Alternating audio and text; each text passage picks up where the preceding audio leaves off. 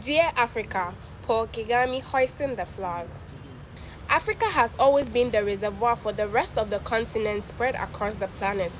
The African continent has produced almost everything from natural resources to human resources to all the goods that have fueled the rest of the world, and to possibly lift the image of the inhabitants of the continent to make it greater in every angle of the sphere. A browse through the list of natural resources the continent has, and that almost took a month to finish because it's so vast. Time and effort must be invested to the greatest extent to not miss a thing. A flash of them include gold, cocoa, bauxite, fertile land, oil, and produce outstanding personalities like Nelson Mandela, Kwame Nkrumah, Ellen Johnson Sirleaf, Jomo Kenyatta, Thomas Sankara, Kofi Annan, Haile Selassie, Julius Nyerere, Patrice Lumumba, among others. Moreover, the roles played by the handful out of a lot of other leaders that have helped in the process of positioning Africa as an enviable paradise in the world must be spoken about to inspire the new generation to give everything for this continent. While their actions for the individual countries are so heroic, they all have one thing in common or stood for the same agenda: liberating the African, making Africa a bigger United States rather than a divided country. It's sad to say, as hard as they tried, none of them was able to achieve that United States of Africa dream or bring all the countries under Africa. However, can this generation build on what they have started? That's the prevailing question that we will keep answering for at least many more years to come. Take Ellen Johnson Sirleaf, for instance. She made history when she ascended the presidential throne of Liberia as the first ever female head of state in Africa. She became the 24th president of Liberia from 2006 to 2018, and by this, she boosted the spirit of many young women starting from Liberia to the rest of the world. Liberia was just recovering from many years of civil war, and she managed to ease tension and bring calmness to the country. She began the process of fighting corruption in the country, but how long would that be sustained once she finishes her term? The problem with Africa is a leader can start the process of change, but once the leader's term is over, the next leader changes direction and won't follow the process till the end or add a couple of changes to better it. Therefore, the continent is stuck in a bowl of water, struggling to make its way to the shore that's non-existent. You can attest or nod in agreement to the fact that the continent would have been in a better position if all hands were on deck in the same direction. No country or continent develops without a clear sense of purpose or direction that can be followed to the core. Sorry to say, Africa seems to be lacking that united front to march forward in one direction. Africa has created its multiple junctions and everyone is taking different turns instead of focusing on the same turn. All these aforementioned leaders are probably with heavy hearts watching from the other side of the world how the continent or their countries are struggling to add flesh to the skeletal plans they start in motion before their demise. The continent is healing from a lot of wounds, either started by past leaders or foreigners who invaded the continent to show us a different way to live life over here. Sadly, that's the reality generations will have to deal with if there is ever a lasting solution to deepen the woes of the continent. It can be done by the process that must start now. Meanwhile, Rwanda, a country that was driven into heartbreaking genocide in the 90s, where the armed militias slaughtered minority groups from the Tutsi, Hutu, and Twa. These are African killing Africans. Yes, Africans from the same country killing each other. Rwanda was written off due to this level of carnage that befell it, and no one saw change coming so soon. Change only happens when everyone is committed towards it, but the first step must be taken by the leader, and that leadership quality and tenacity to change the scope of things was evident when a certain military leader was struck by lightning directly from God to officiate things properly in Rwanda. His name was Paul Kagame. His reign began in 2000 when he took office as the sixth president of the country. Since then till now, Rwanda has seen a lot of overhauling in almost every sector of the country. At first, at the mention of Rwanda, a war-torn country badly damaged beyond repairs come into mind. But lately, the clock has changed. Rwanda has now turned the Dubai of Africa, beacon of hope and shining light that must be kept glowing at all costs. Paul Kagame walked his talk, For a country that was torn apart by a genocide that pulled its root from discrimination, things like education, food, healthcare, and more were at the worst state under the previous government that led before Paul Kagame. He could have veered in the same direction. However, he decided together we can build a better country that generations after him will be proud of, and it's fair to say he has got the eyes of the world. The rest of the world might criticize him for his decisions, but Africans are witnessing signs of the greatest and a new Africa being built using Rwanda as a case study. Under his leadership, maternal mortality ratios in the country have decreased by 77% because mothers receive proper anti- and postnatal health care. Almost all newborns are also vaccinated.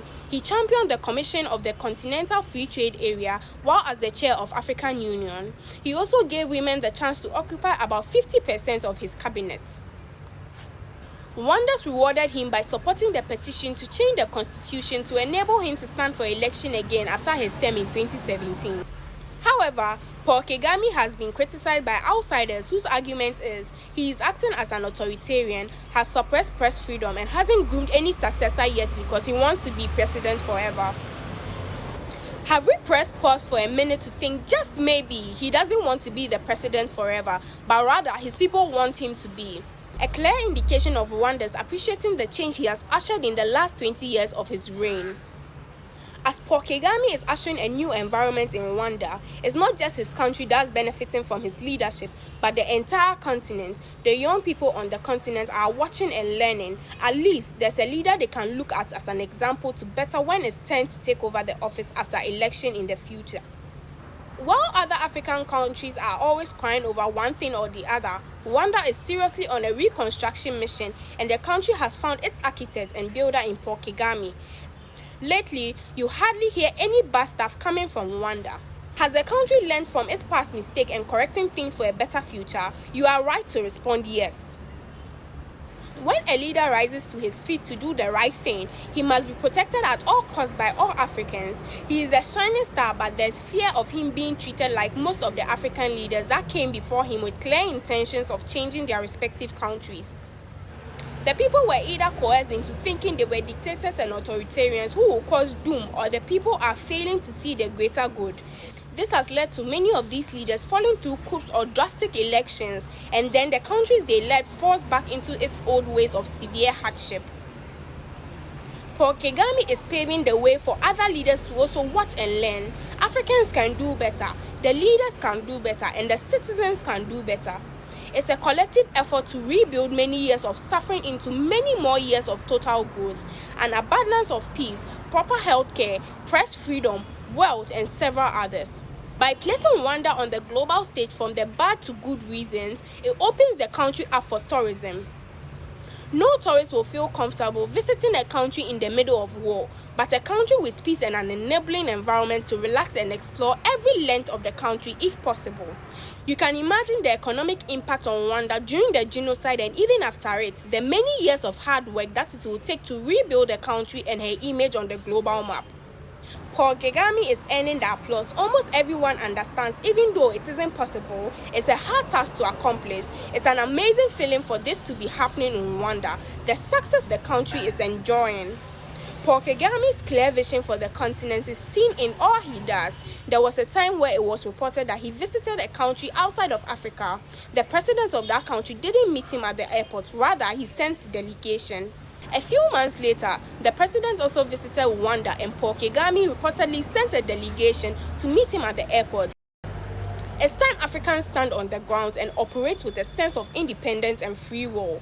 Paul Kagame has shown that side of him to the rest of Africa and the world, hence being vocal and calling other leaders out on some occasions too.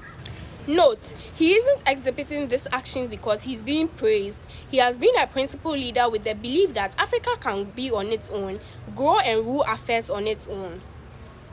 Continent doesn't always have to depend on others to survive or do the right thing. What's the sense in the independence Africans are having if Africans can't steer the wheel in their own favor? Then it isn't independence. Don't get it wrong. It's not a crime to do business with your colonial masters. It's bad when you have to still depend on them after many years of setting you free.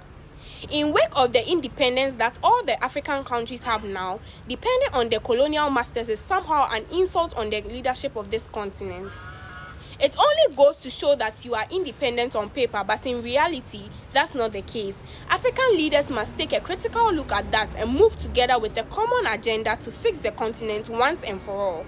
The journey isn't going to be an easy one. However, with Paul Kagame making good use of 20 years to place Rwanda on the right road to glory, it's a testament that it can be done. Every leader on the continent must join the drive to carry the mantle to the promised land. Let's ask you this question. How are Paul Kagame and other leaders who have seen the light of change and working hard to make Africa the shining star being protected?